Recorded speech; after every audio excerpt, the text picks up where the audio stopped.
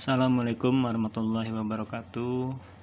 Dalam pembuatan video Iki di bulan September ini, izinkan saya melaporkan aktivitas pembelajaran, yaitu membuat rencana pembelajaran yang akan digunakan dalam kegiatan pembelajaran di kelas 12 semester pertama,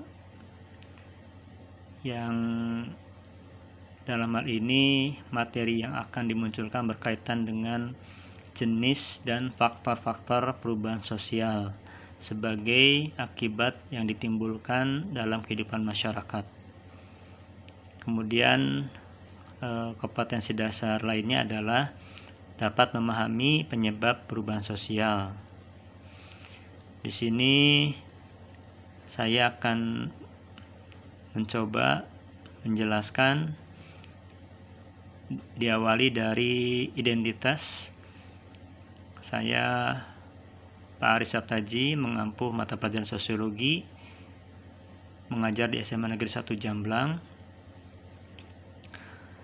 Dan untuk pembelajaran yang akan saya lakukan di materi kelas 12 semester 5 di bab pertama ini, saya mencoba untuk membuat tujuan pembelajaran. Yang pertama adalah dapat mengidentifikasikan perubahan sosial yang terjadi di masyarakat sekitar untuk menumbuhkan sikap religiusitas dan tanggung jawab etika sosial dalam melakukan perubahan ke arah yang lebih baik.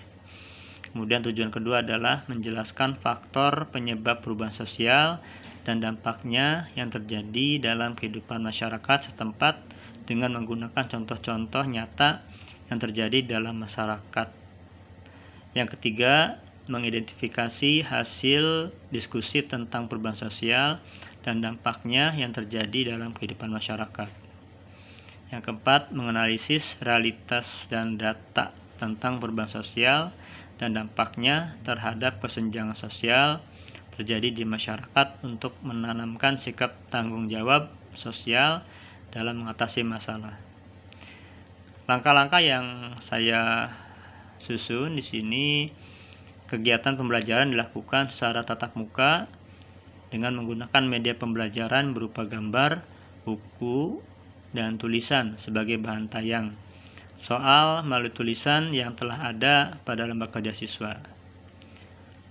Kemudian langkah-langkahnya adalah ada pendahuluan, kegiatan inti, dan penutup.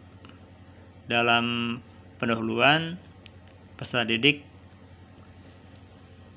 memberikan salam, kemudian guru juga menjawab salam, kemudian guru mengecek kehadiran peserta didik, kemudian memberikan motivasi, menanyakan kondisi siswa, kemudian juga menyampaikan tujuan dan manfaat dari pembelajaran tentang topik yang akan diajarkan, kemudian menyampaikan garis besar cakupan materi dan langkah-langkah pembelajaran.